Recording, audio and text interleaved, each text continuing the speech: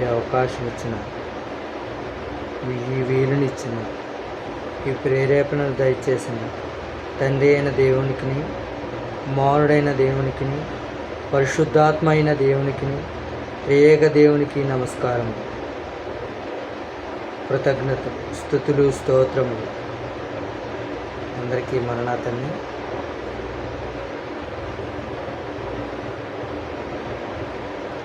YouTube channel ద్వారా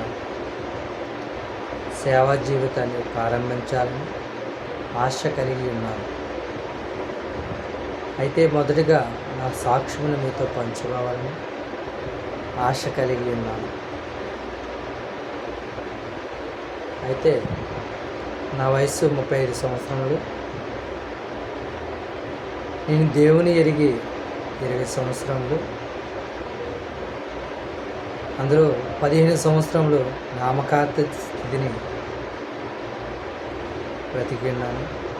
హైదరాబాద్ అని అనేక ప్రాంతాలకు ఉద్యోగరీత్యా వెళ్ళి గుడికి వెళ్ళామా వచ్చామా, అటువంటి స్థితి నామకార్థ స్థితిలో బ్రతికిన్నాను. గత 5 సంవత్సరముల నుండి